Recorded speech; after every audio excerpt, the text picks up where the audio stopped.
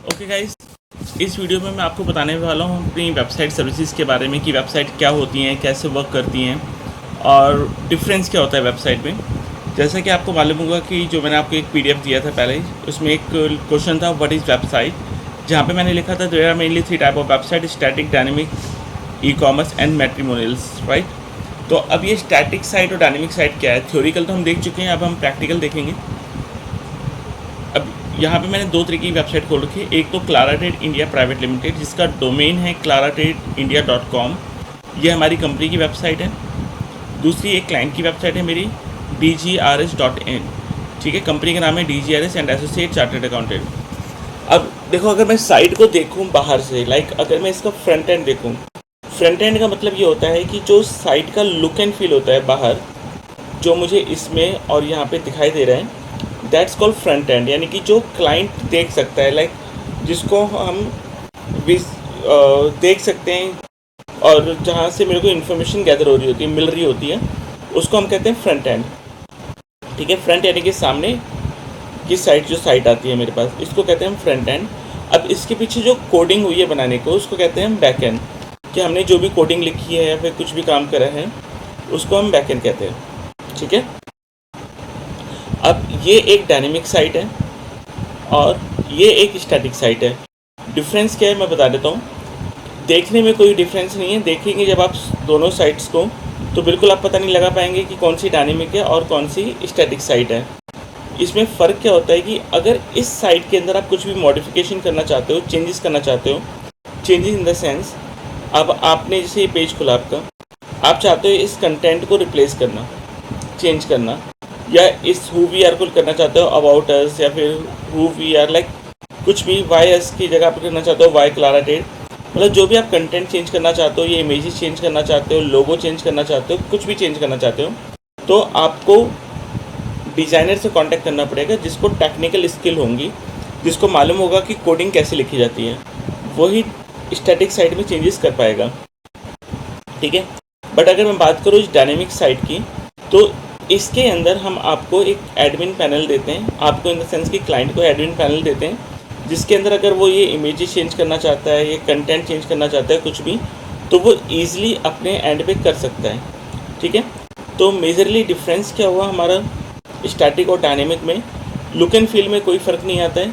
इसके अंदर सिर्फ अगर आपको कुछ भी मॉडिफिकेशन की रिक्वायर्ड होती है, अगर आप कुछ भी चेंजेस कराना चाहते हो, तो वो आपको हमसे करानी पड़ेगी।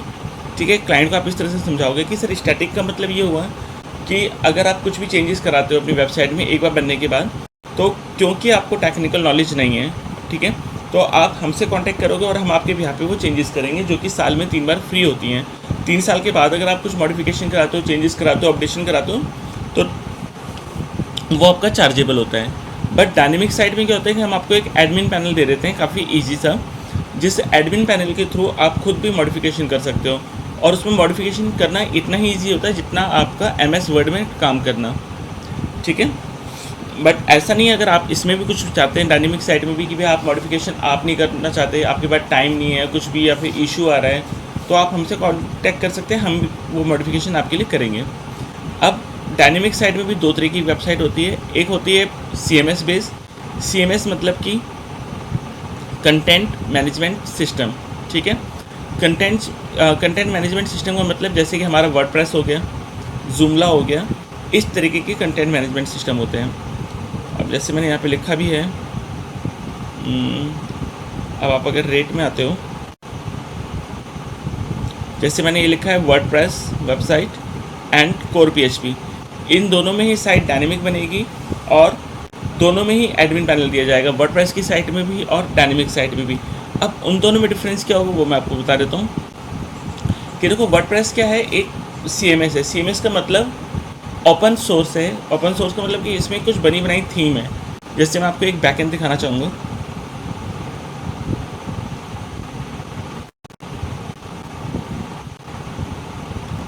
ओके, जैसे इस वेबसाइट का जो एडमिन पैनल है वो कुछ इस तरीके से होगा, जहाँ पे कि हम चेंजेस कर सकते हैं। और ये जो साइट बनी हुई है, ये हमारे वर्डप्रेस के ऊपर बनी हुई है।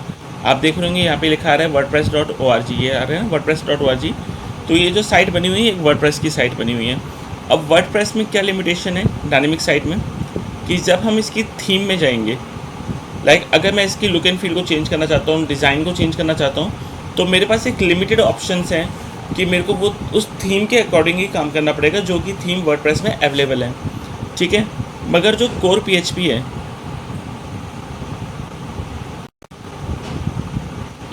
मगर यहाँ पे मैंने जो कोर पीएचपी लिखा हुआ है, कहाँ गया, ये रहा, पीएचपी बेस साइट। इसमें क्या होता है कि जो पीएचपी होती है मेरी, वो मेरा स्टैटिक प्लस डायनेमिक, इसका कॉम्बिनेशन होता है। मीन्स इसके अंदर डिज़ाइन यानी कि लुक एंड फील जो आपको चाहिए वो मिलेगा। यहाँ पे थीम बेस यानी कि बने बनाए टेम्पलेट के ऊपर आप डिपेंड नहीं हो। जैसे डिज़ाइनिंग में अब फॉर एग्जांपल वर्डप्रेस की ये थीम्स अवेलेबल है मेरे पास। थीम्स बहुत अच्छी अच्छी होती हैं हमारी।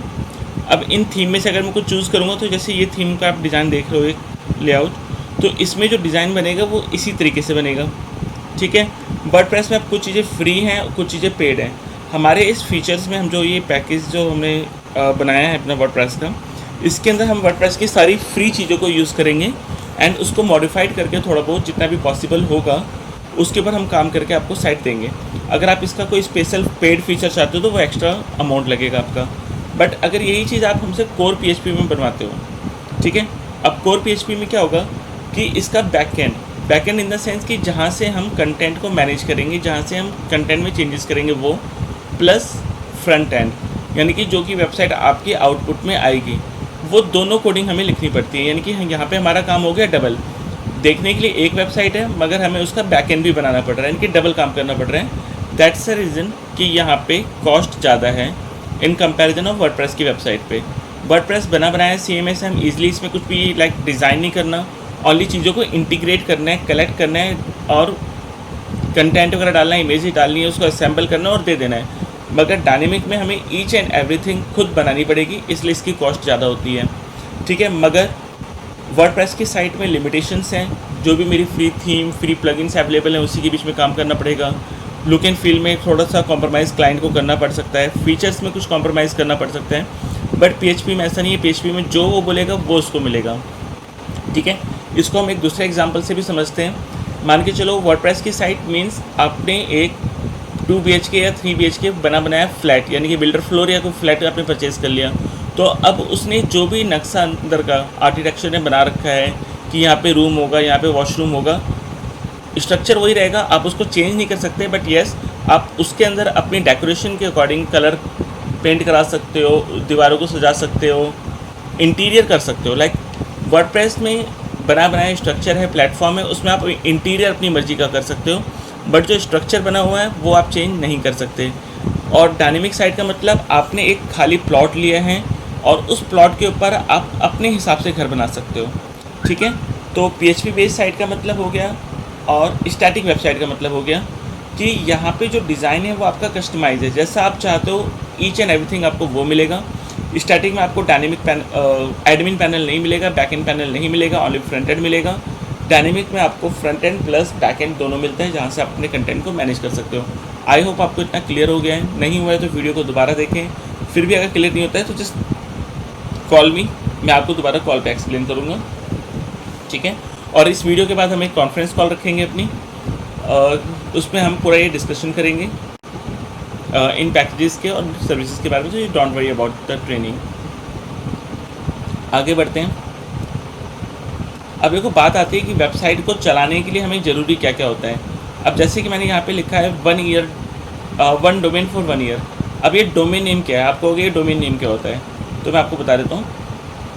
ये आप देख रहे हैं URL www.claratedindia.com, ठीक है, \इंडेक्स को हटा दो ये, या फिर clarated.in, ठीक है, या फिर हम बात करते हैं dgrs.in। तो ये जो नाम होता है www. ऐसे अगर मैं बात करूँ गूगल की, फेसबुक की, ठीक है, और हम बात कर लेते हैं जीमेल की, तो ये जो URL होता है ऊपर का, ठीक है, facebook.com, ये जो नाम है दैट्स कॉल्ड डोमेन नेम। तो एक वेबसाइट को बनाने के लिए हमें ये डोमेन नेम देना होता है, लेना होता है, क्योंकि बिना इस डोमेन नेम के हमारी वेबसाइट खुल के नहीं आएगी। क्यों? जैसे कि आपने एक घर बनाया, अब घर पे अगर आपको कोई लेटर चाहिए, चिट्ठी चाहिए, तो आपको एक एड्रेस चाहिए होगा ना, जिसके ऊपर कि वो लेटर भेजा जा सके, चिट्ठी भेजी जा सके। तो उसी हिसाब से ये एक डोमेन नेम होता है, एक वेबसाइट का एड्रेस, कि अगर आप इस कंटेंट को पढ़ना चाहते हो या इस साइट को खोलना चाहते हो या फेसबुक में को खोलना चाहते हो, तो आपको एक URL डालना पड़ता है www.facebook.com। ठीक है, ये इसको हम कहते हैं डोमेन नेम। आई होप आपको क्लियर होगा।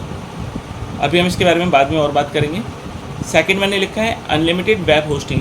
अब ये वेब होस्टिंग क्या भला है, आप ये कहोगे, तो मैं आपको बता देता हूँ। वेब होस्टिंग का मतलब, जैसे मैंने ये साइट बनाई claratradeIndia.com की। अब मैं आपको यहाँ की फाइलें दिखाता हूँ।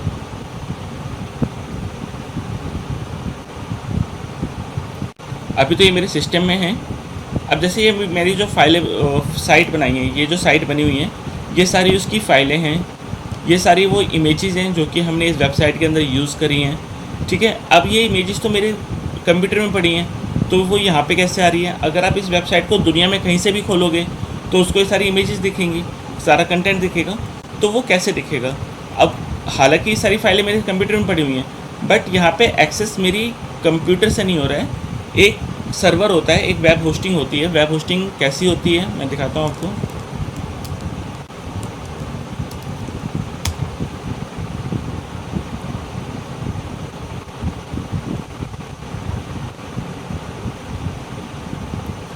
ठीक है, जैसे ये फाइल मैनेजर है, ठीक है, ये वेब होस्टिंग है हमारी। अब हमने क्या कर रखा है कि सारी फाइलों को हमने यहाँ पे डाल रखा है। जैसे मैं आपको दिखाता हूँ अभी claratradeIndia.com, ये देख रहे हो, वही इमेजेस का फोल्डर जो यहाँ पर है, aboutus.png, ये, और ये यहाँ पे इमेजेस था सारा, about us, ask for code, final, ये सारी इमेजेस जो हैं हमने सर्वर पे डाल रखी हैं। अब देख रहे हो ये कि URL के ऊपर चल रहा है, ना कि ये मेरे कंप्यूटर का URL है। जबकि यहाँ पे अगर मैं खोलता हूँ तो ये मेरे कंप्यूटर का आ रहा है, C में, वेब में, WW में ये आ रहा है। तो वेब होस्टिंग का मतलब है ये भी एक हार्ड डिस्क होती है जहाँ पे कि हम सारा का सारा डाटा सेव करते हैं। ठीक है, अब इस हार्ड डिस्क को हमें ऐसी जगह पे रखना होता है कि वर्ल्ड वाइड में, पूरी दुनिया में कोई भी यहाँ की चीज़ों को एक्सेस कर सके इस डोमेन नेम के थ्रू। तो इसी स्पेस को, इसी हार्ड डिस्क को, इसी वेब स्पेस को हम कहते हैं वेब होस्टिंग। कि हम जो भी फाइल बनाएंगे, इमेजेस बनाएंगे, कंटेंट लिखेंगे, वो सारे एक जगह पे सेव करके रखना। ठीक है, जैसे कि मैंने यहाँ पे इस फोल्डर के अंदर डाल के रखा हुआ है, इसको claratradeIndia.com के नाम पे फोल्डर में बना रखा है। और इस फोल्डर को मैंने लिंक कर रखा है किससे? इससे, कि जब भी हम इस डोमेन को डालेंगे तो मेरा ये वाला फोल्डर खुल के आएगा वर्ल्ड वाइड इंटरनेट पे, और पूरी दुनिया में कोई भी मेरी वेबसाइट को वहाँ से व्यू कर सकता है। ठीक है, ओपन करके देख सकता है, किसी भी पेज पे जा सकता है। तो आई गेस आपको वेब होस्टिंग समझ आ गई होगी। ठीक है, अब आगे बढ़ते हैं। इसके बाद मैंने लिखा है इसके अंदर design as per available theme, जो कि मैंने डायनेमिक यानी कि वर्डप्रेस साइट के लिए लिखा है कि जो भी थीम अवेलेबल होगी उसके अकॉर्डिंग डिज़ाइन मिलेगा।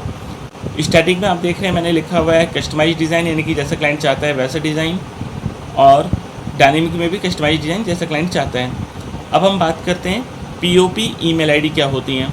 देखो, ईमेल आईडी तो हम सबको मालूम है कि जीमेल की आईडी होती है। जैसे कि हमारी ईमेल आईडी है claratrade2017@gmail.com। ठीक है, जैसे मैं खोल के दिखाता हूँ आपको एक ईमेल आईडी।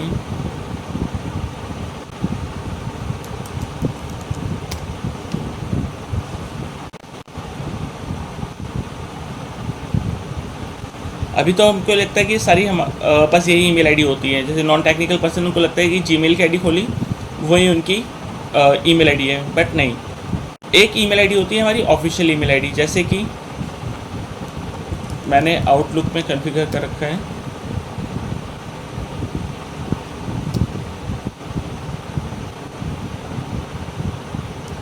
और मैं आपको वेबसाइट पे भी दिखाता हूँ।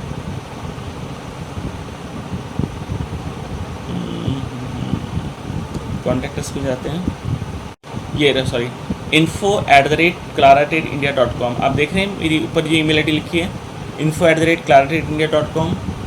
इसी तरह से यहाँ पे लिखी है info@claratradeIndia.com। तो ये भी एक ईमेल आईडी है।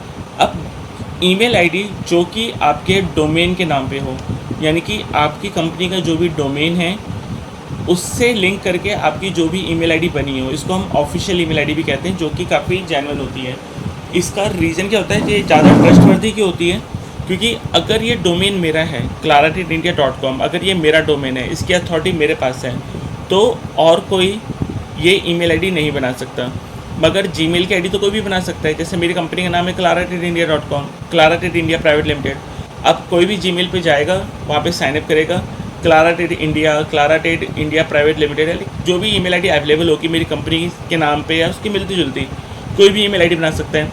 तो वो चीज़ जेन्युइनिटी का मुझसे पता नहीं लगा सकते कि वो बंदा जो भी है, जो ये ईमेल आईडी यूज़ कर रहे हैं, वो एग्जैक्टली कंपनी का पर्सन है या नहीं है। मगर जब हम POP ईमेल आईडी की बात करते हैं, info@business@, HR@, account@ करके और आपकी कंपनी का नाम, तो इसमें ये जेन्युइनिटी पता चलती है कि ये ईमेल आईडी आप ही की है, क्योंकि अगर आप ही का डोमेन है, वेबसाइट आपकी है और आप इसी से रिलेटेड ईमेल आईडी यूज़ कर रहे हैं, मीन्स आप कंपनी के एम्प्लॉय हैं या आप कंपनी के ऑनर, लाइक कुछ भी हैं, बट आप कंपनी के साथ लिंक रखते हैं, तभी ये ईमेल आईडी आपको मिली है। बाहर का कोई भी बंदा इस सेम ईमेल आईडी से मेरी कोई ईमेल नहीं बना सकता इस डोमेन के ऊपर। तो POP ईमेल आईडी आपको समझ आई, इसलिए POP ईमेल आईडी भी काफ़ी ज़रूरी होता है आपके बिजनेस के लिए। जैसे कि आजकल आप यूट्यूब वगैरह पे ऐड भी देख रहे होंगे, बिजनेस ईमेल आईडी और GoDaddy का आता है प्रोफेशनल ईमेल आईडीज़ का, कि एक बिजनेस आपको इम्पैक्ट डाल सकता है बिजनेस को, एक इम्प्रेशन भी। तो वो यही होता है कि एक ऑफिशियल ईमेल आईडी ज़्यादा अच्छा इंप्रेशन डालती है कस्टमर के ऊपर। ठीक है, ओके। अगली बात करते हैं हम live chat option. Live chat option क्या होता है? देखो, लाइव चैट ऑप्शन का मतलब ये होता है, मैंने यहाँ पे लगा रखा है चैट विद अस। जैसे हम इस पर क्लिक करते हैं, एक चैट पॉपअप खुल के आ जाता है वेबसाइट के ऊपर ही। तो इसका बेनिफिट ये होता है कि कोई अगर मुझे कॉल नहीं करना चाहता, कई बार कस्टमर होते हैं जो शर्माते हैं या फिर उनको पास टाइम नहीं होता कि वो कॉल करें, तो वो क्या करते हैं, चैट पे डाल के छोड़ देते हैं कि हाय प्लीज़ कॉल मी।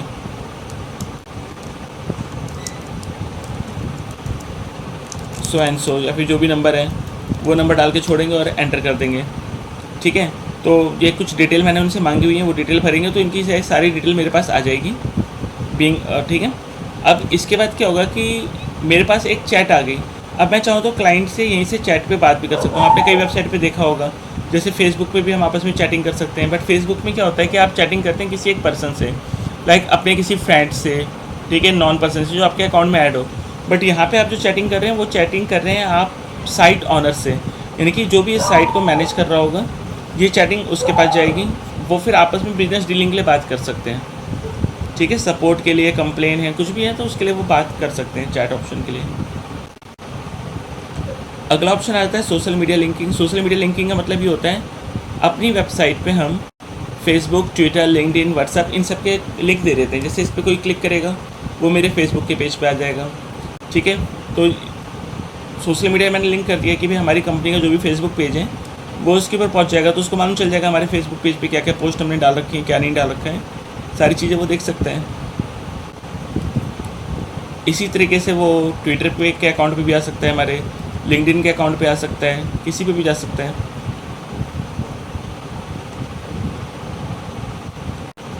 ठीक है, ये व्हाट्सएप का हमने डाल रखा है कि यहाँ से क्लिक करके कोई हमें सीधा व्हाट्सएप भेज सकता है।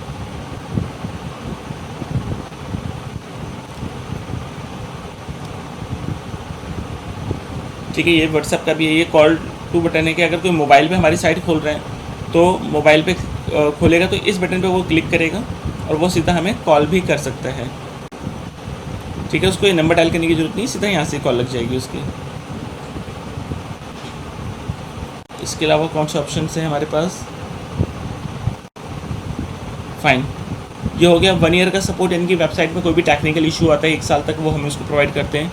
इंट्रोडक्शन वीडियो का मतलब ये हो गया अप टू 30 सेकेंड, मीन्स कि एक हम छोटी सी वीडियो बनाते हैं उसकी सर्विसेज से रिलेटेड। जैसे ये साइट है, मान के चलो अब हमारी वेबसाइट है, इस पर हम सर्विसेज दे रहे हैं अपनी वेबसाइट डिज़ाइनिंग की, तो हम इससे रिलेटेड एक छोटी सी वीडियो बना के डाल देंगे इसके ऊपर, ताकि कोई भी आके कंटेंट पढ़ना पसंद नहीं करता। जैसे आजकल आप जानते हैं, तो अभी हम अपनी साइट पे भी वीडियो डालने वाले हैं। ये एक नया कॉन्सेप्ट लेके आ रहा हूँ मैं वेबसाइट के लिए, जो कि अभी बहुत कम वेबसाइट पे देखने को मिलता है। अब हमारी हर वेबसाइट पे मिलेगा ये कॉन्सेप्ट कि कोई भी विजिटर आएगा वेबसाइट पे तो वो कंटेंट पढ़ना पसंद नहीं करता। तो जैसे ही वो वेबसाइट खोलेगा, यहाँ पे हेडर में एक वीडियो चल जाएगी, प्ले हो जाएगी, जो कि इसको ये बता देगा कि ये वेबसाइट किससे रिलेटेड है और हम इस वेबसाइट में क्या क्या चीज़ें प्रोवाइड करते हैं, ताकि उसको होम पेज से मालूम चल जाए कि वेबसाइट में उसको क्या क्या मिलने वाला है। ठीक है, बस। और डायनेमिक साइट के अंदर जैसे मैंने बताया कि आपको एडमिन पैनल क्या होता है, कंटेंट मैनेज करने के लिए होता है, वो मैं आपको दिखाई चुका हूँ। इंट्रोडक्शन वीडियो मैंने बताई दी है। गूगल मैप लिस्टिंग का मतलब क्या हो जाता है कि जैसे कोई गूगल पे आया है,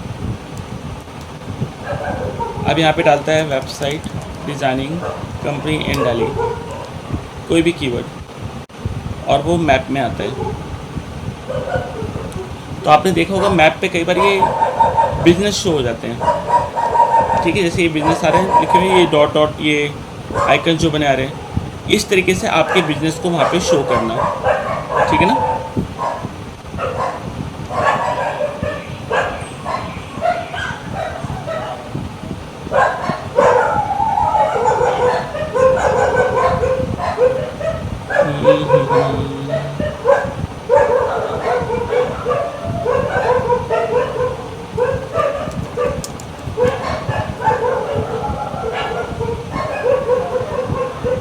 ठीक है, तो जैसे ये देख रहे हैं आप, स्टैटिक वेबसाइट डिजाइनिंग कंपनी इन द्वारका सेक्टर 12, ये हमारी कंपनी है। जैसे मैंने इस पर क्लिक करा और अब मैं T21 जो हमारा पुराना ऑफिस का एड्रेस था, ये वाले, ये शायद ये वाला,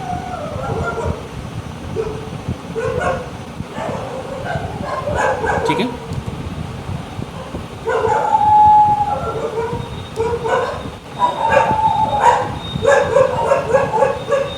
अब इसकी अगर मैं वेबसाइट पे जाता हूँ,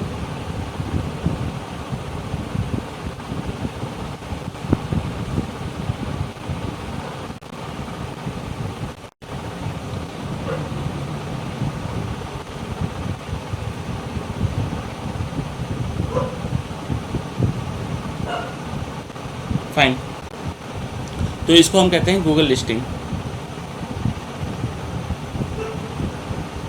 हो गया। अब हम बात कर लेते हैं थोड़ा सा ई कॉमर्स साइट के बारे में। देखो, ई कॉमर्स साइट क्या होती है? ई कॉमर्स साइट यानी कि जहाँ पे हम सामान को बेच सकते हैं, जैसे कि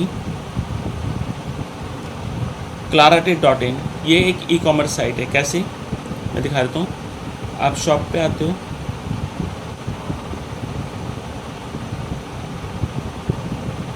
अब यहाँ पे देख रहे हो ये सारे प्रोडक्ट हैं जो कि हम बेच सकते हैं।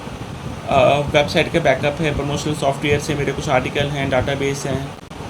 ठीक है, अब यहाँ पे कोई भी जाता है, सपोज उसको व्हाट्सएप सेंटर प्रो सॉफ्टवेयर खरीदना है, मेरा गया, क्लिक करा उसने इस पर, यह आ गया। अब वो ऐड टू कार्ड करेगा।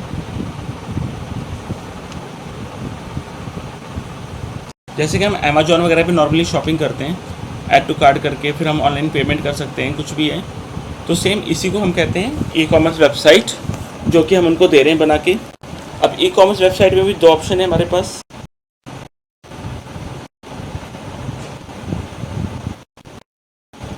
एक तो है वर्डप्रेस साइट, यानी कि वर्डप्रेस अगेन जो मैंने CMS बताया आपको, उसके ऊपर हम एक ई कॉमर्स साइट बना सकते हैं, जिसका कॉस्ट हमने सिर्फ 25,000 रुपये रखा है। एक बेसिक ई कॉमर्स साइट है कोर PHP, और एक एडवांस वेबसाइट है कोर PHP पे। कोर PHP यानी कि इसमें हम टेक्नोलॉजी यूज़ करेंगे PHP। वर्डप्रेस वेबसाइट में अगेन वही लिमिटेशंस हमारी आ गई, थीम बेस्ड साइट होगी, जो भी ई कॉमर्स के थीम अवेलेबल होंगे उसी के ऊपर हम साइट बनाएंगे, लिमिटेड फीचर्स होंगे। अब लिमिटेड फीचर यानी कि एक कैटेगरी मेरी यहाँ पे आ रही है, क्लाइंट कहता है कि नहीं, मेरा कैटेगरी यहाँ पे नहीं चाहिए, यहाँ पे चाहिए, इस साइड वाली जगह शो करो। बट अगर थीम में ऑप्शन ही नहीं है यहाँ पे इसको मूव करने का, तो वो चीज़ पॉसिबल नहीं है। मगर PHP में ये चीज़ पॉसिबल है। तो मैंने यहाँ पे लिखा है basic e commerce site PHP। Basic e commerce site का मतलब होता है नॉर्मल शॉपिंग का पेज बन जाएगा, एक पेमेंट गेटवे इंटीग्रेट हो जाएगा, बंदा आएगा और उसमें शॉपिंग कर सकता है, एक नॉर्मल सी वेबसाइट।